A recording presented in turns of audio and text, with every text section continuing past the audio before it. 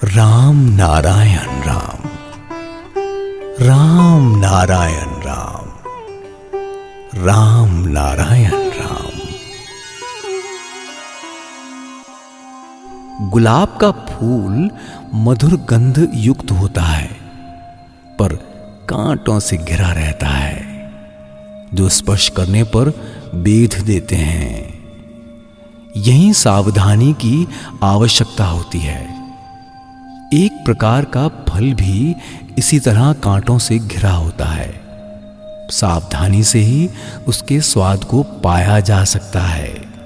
इस सुस्वादु पदार्थ को प्राप्त करने के लिए इन कांटों को दूर करना होता है। इस कंटक वन में वास करने के लिए सतर्कता की वाणी भी वहीं होती है।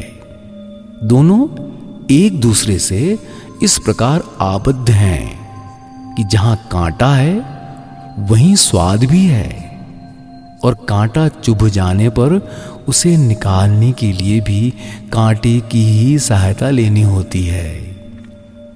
वहां स्वाद लाकर इसका प्रलेप लगाने से काम नहीं होगा। स्वाद के पूर्वाभास का सहारा लें।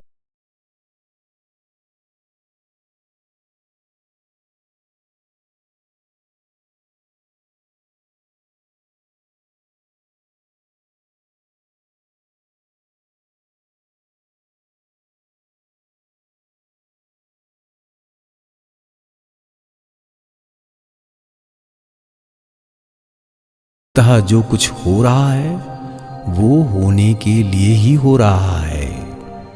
व्यवहारिक रूप से कहा जा सकता है और तत्व की दृष्टि से कह सकते हैं कि होने को कुछ बाकी नहीं है, सब कुछ पहले से ही हो चुका है। ये बात कक्षा में बहुत पहले भी कही जा चुकी है। ये लय है, इसलिए 16 मात्राएं घूमकर फिर से सम पर यानी शून्य में आना होता है। दर्शन, श्रवण, ग्रहण आदि इंद्रियां आज इन बाह्य इंद्रियों द्वारा जो अनुभव प्राप्त होता है, ये इंद्रियां किस स्थिति में थी तो अवश्य, पर किस आकार में थी? आकार आकर्षण के बीच विभिन्न आकृतियों में स्थित है। ये आकर्षण और विकर्षण इस प्रकार समता बनाए हुए चल रहा है। गति ही सबको अपने अनुसार बना ले रही है। यह सब कुछ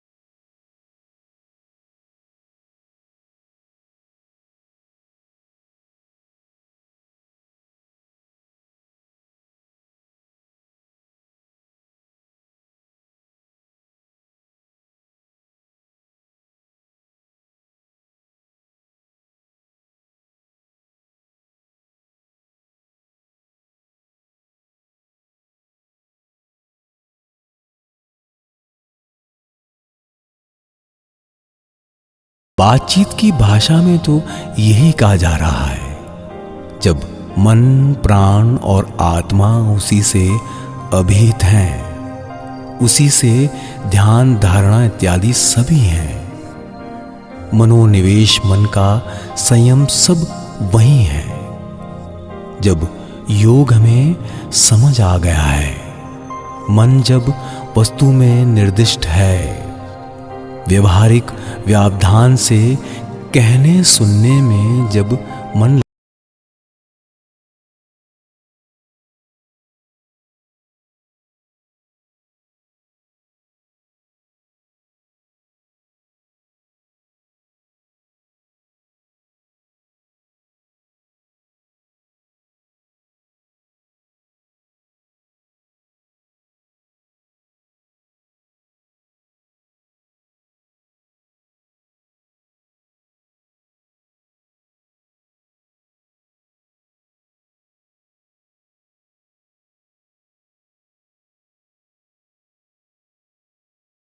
आंख में तिनका गिरने के साथ साथ उसका बंद होने का कार्य जब चल रहा है,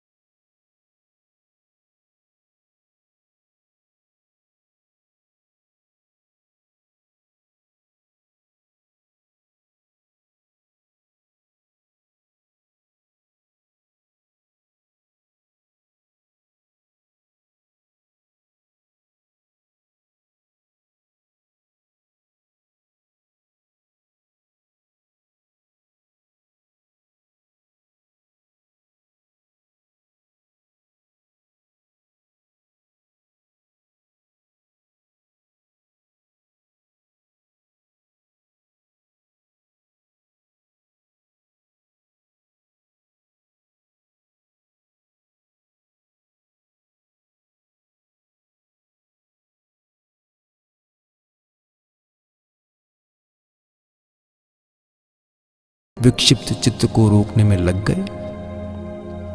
एक बार विक्षिप्तता, एक बार उसका निरोध, वृद्धि अवश्यंभावी है। इन बातों को रहने दो। ध्यान करना होगा, योग करना होगा, योगासन में बैठना होगा, विभिन्न आसनों, विभिन्न अवस्थाओं का सहारा लेना होगा, मन को एकाग्र करना होगा। ऐसा नहीं कि किसी को स्मरण करने पर उसका फल नहीं मिलेगा, फल अवश्य मिलेगा। तत्व में विक्षिप्तता मिले या स्थिरता मिले, तत्वसार को अलग करने पर असार ही मिलेगा। जब सब कुछ सार है तो तत्वज्ञ इस ओर से लाभवान है। जो भी मिलेगा वो सार ही होगा। इस प्रकार एक तरह से बचाव है। ऐसा नहीं होता तो मुश्किल हो सकती थी। इसीलिए तत्वविद लेखनी से अपना मतवद दे सके हैं। पर सब कुछ सही मात्रा में आएगा।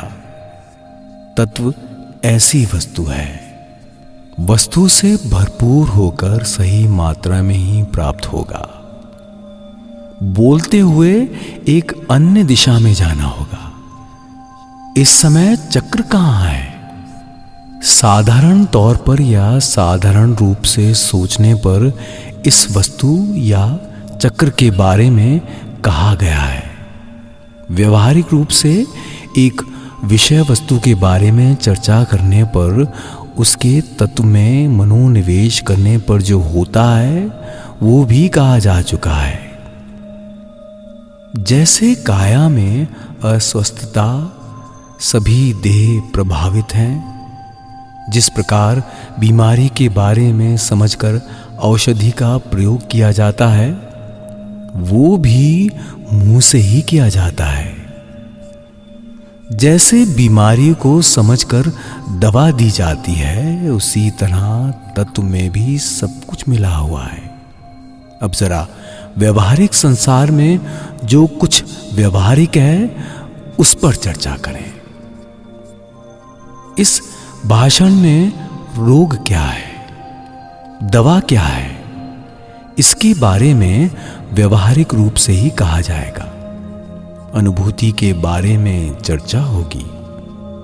जिस प्रकार शोक है, उसी प्रकार उसका निवारण है। जिस दुख का जो निवारण है, सब व्यवहारिक भाषा है। समझ से प्रलेप लगाने का कार्य किया जाता है।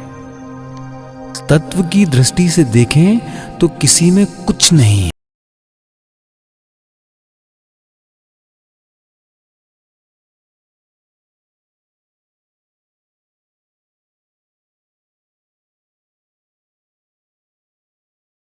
व्यावधान डालने वाले तत्व को भी इस व्यावधान की स्थिति में डालकर देखना चाहते हैं। समूह को समूह में ही रहना चाहिए। व्यावधान तो कोई व्यावधान नहीं है और व्यवहारिकता इस व्यावधान में ही शामिल है। चक्र में एकाग्रता और मनोनिवेश से क्या क्या फल प्राप्त होते हैं, किस चक्र में क्या क्या होता है, इस व्यवहारिक चर्चा में व्यावधान के रूप में जो जो आया है वही कहा जा रहा है। क्योंकि यहां विषय वस्तु को व्यवहारिक रूप में ही देखा जाता है। उसी प्रकार की उपलब्धि हो रही है। जल ठंडा है या गर्म, वायु प्रबल है या धीमी, इस प्रकार की विभिन्न विषमताएं, इस सब को अब व्यवहारिक रूप से ही समझने और अनुभव करने का क्रम चल रहा है। उसी के अच्छे बुरे पर विचार किया जा रहा है और तत्व भी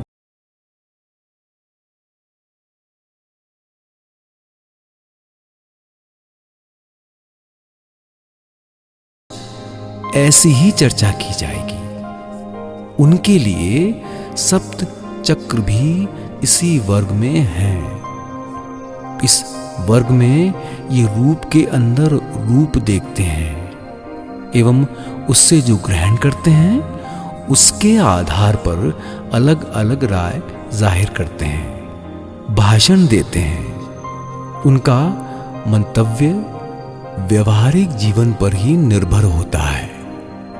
उनकी चक्र अनुभूति भी इसी मंतव्य में है और जब वो अनुभूति भी है तो उस अनुभूति के बारे में भी कुछ चर्चा करना आवश्यक है। कारण यह है कि रोग जैसा हो, औषध भी उसी के अनुरूप देनी होगी। उसके बाद जो भी होना हो होगा।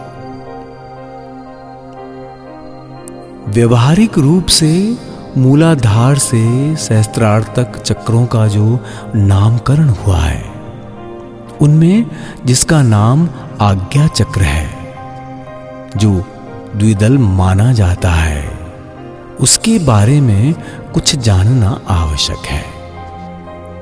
द्विदल दोनों भुवों के मध्य ध्यान लगाना। वास्तविक द्विदल मेरुदंड के ऊपर है। मस्तिष्क के पिछले हिस्से में मेरुदंड से 4 अंगुल ऊपर बीच में द्विदल का स्थान है। विचार का प्रथम सूत्रपात भुवों के बीच होता है, वहीं जाकर यहां पहुंचता है। मस्तिष्क में साधारण तौर पर जो अंश है वो अत्यधिक सेंसिटिव पार्ट होते हैं एवं अनेक प्रकार की कारीगरी से मंडित हैं। इन असंख्य सूक्ष्म नाड़ियों के सम्मिलित रूप में जो कुछ विचार किया जाता है, उन पर इस चक्र में स्थित मस्तिष्क में ब्रेन और मैटर एक सूत्र में आबद्ध होकर इसी प्रकार कार्य करते रहते हैं। मनोनिवेश करने पर उनमें एक सेंसेशन उत्पन्न होता है। उनसे होने वाला सीक्रेशन अर्थबोध में उपयोगी होता है। बुरे अर्थ बुरे कार्य में और अच्छे या सद अर्थ सद उपयोग में सहायता करते हैं। मुझे हर क्षण एक बात कहनी पड़ रही है। ये बात व्यवहारिक तौर पर कही जा रही है। तत्व की दृष्टि से ऐसा नहीं है। अर्थ बोध में जिसकी जितनी विराटता हो उसमें उतना अधिक सीक्रेशन उत्पन्न होता है। वो क्या होता है? पहले एक बात बतानी आवश्यक है। जिस प्रकार उत्तेजित अवस्था की निवृत्ति ही सृष्टि है, वो भी पात्र अपात्र के भेद से, अर्थ बोध और विचारों के भेद से, उत्तेजना और निरुत्तेजना पर निर्भर है। पात्रों के भेद के अनुसार सृष्टि भी उसी प्रकार होती है।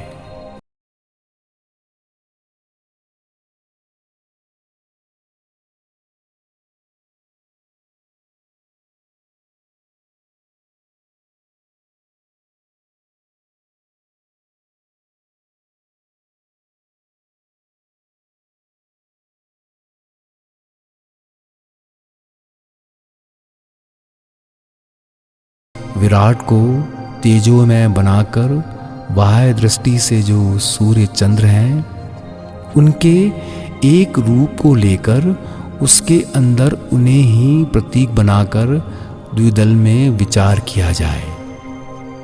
इन विचारों से इस प्रकार की स्थितियां पूरे मस्तिष्क के अंदर एवं जितनी नाड़ियां हैं उन सब के अंदर वो सीक्रेशन प्रवाहित होता रहता है। सीक्रेशन के प्रवाहित होने पर उत्तेजना आएगी ही। इस प्रकार एक विचार के साथ दूसरे का संगम हो जाता है। वो संगम सूक्ष्म सूक्ष्म इंद्रियों की तरह जागृत हो जाते हैं। उस समय उनके लिए उपयुक्त व्यवस्था ना करने पर या उनकी खुराक का इंतजाम ना करने पर, जिस तरह भूख लगने पर भोजन ना करने से हानि होती है, इस स्थिति में भी उसी प्रकार क्षति होती है। बाह्य इंद्रियों में जिस प्रकार की भूख लगती है, उसकी निवृत्ति जिस प्रकार बाहरी वस्तुओं के ग्रहण से ही होती है। विचार की दृष्टि से एवं मनोनिवेश की दृष्टि से तथा अर्थबोध में विचारों का जो प्रवाह प्रवाहित होता है, उसमें जो भूख जन्म लेती है, उस भूख की निवृत्ति उस वस्तु से करानी होती है जिसके विचार द्वारा ये उत्पन्न हुई थी। उस वस्तु के सीक्रेशन एवं सूक्ष्म सूक्ष्म अणु परमाणु उसे प्राप्त कर उसी विचार में युक्त होकर चुंबकत्व की स्थिति को प्राप्त कर उसी की ओर बढ़ते हैं, जिस ओर विचार में प्रतीक को लेकर प्रतीक के प्रति एक मुखी होकर वो अपनी क्षुधा की निवृत्ति करते हैं। इस शून्य में जिस तरह सूर्य चंद्र ग्रह आदि स्थित हैं, जैसे एक दूसरे से दूरी बनाए हुए भी वो आकर्षण में आबद्ध हैं, ये आकर्षण जिस प्रकार शून्य में भी आपूर्ति करता रहता है, ये भी उसी तरह विद्युत एवं आकर्षण की आपूर्ति करती रहती है। जिस विचार द्वारा वो विचार युक्त चुंबकत्व को प्राप्त कर अलग अलग ग्रहों की तरह स्थित होते हैं, वो भी प्रतीक हैं। उस तेज को आकर्षण द्वारा लाकर संयुक्त अवस्था एवं संगम का जो फल है, व्यावधान भी उस फल को प्राप्त कर लेता है। बाहरी दृष्टि से जो व्यावधान दृष्टिगोचर होता है, वस्तुतः व्यावधान नहीं है। अंतर्निहित एवं सूक्ष्म सूक्ष्म अंश इस प्रकार संश्लिष्ट एवं संबद्ध है। ये भी तार की तरह है। उसी तार के अंदर से शक्ति प्रकाशित होकर शक्ति का विकास करती है। वो विकसित अवस्था में प्रस्फुटित होते हैं, बाह्य दृष्टि में दृष्टिगोचर नहीं होते। इसीलिए एक ही विचार में मग्न एक मुखी होकर उस दिखाई ना देने वाले की तरफ बढ़ते हैं और उसी के समकक्ष समतुल्य अवस्था में परिणत हो जाते हैं। उसके बाद विचार में लीन साधक ऐसी अवस्था में पहुंच जाता है कि वो भी उन्हीं की अवस्था में परिणत हो जाता है। नदी के किनारे बालू के असंख्य कण होते हैं। नदी के जल के स्पर्श से जिस प्रकार समस्त बालू का राशि जलमय वारिमय हो जाती है, एक के स्पर्श से दूसरा भी उसी के जैसा हो जाता है। यही प्रकृति का नियम है। ये नियम भी ठीक वैसा ही है। इसीलिए सूक्ष्म इंद्रियों के सूक्ष्म अणु परमाणु उसी विचार से युक्त होकर चुंबकत्व की अवस्था को प्राप्त होकर उसके घर्षण, स्पर्श और आकर्षण से क्रमशः एक के बाद दूसरा सूक्ष्म अणु, इसी प्रकार बाह्य इंद्रियों के ग्राह्य जो काया विद्यमान है, पूरी काया को एक ही अवस्था में परिणत कर लेने पर उस सुप्त अंतर्निहित को देखा जा सकता है। साधक उस सुप्त को जागृत करने की प्राणपण से कोशिश कर जिस तन्मयता, आग्रह और व्याकुलता का प्रकाश करते हैं, एक दिन देखा जाएगा कि साधक भी सूक्ष्म के साथ उसी के सुर में सुर मिला रहे हैं। साधक निर्विकल्प मुक्ति को प्राप्त करने के लिए या उस विराट का अनुभव करने के लिए स्वयं को उसी में परिणत कर देने के लिए प्रयासरत हैं। सब मिलकर बोलेंगे राम नारायण राम, राम नारायण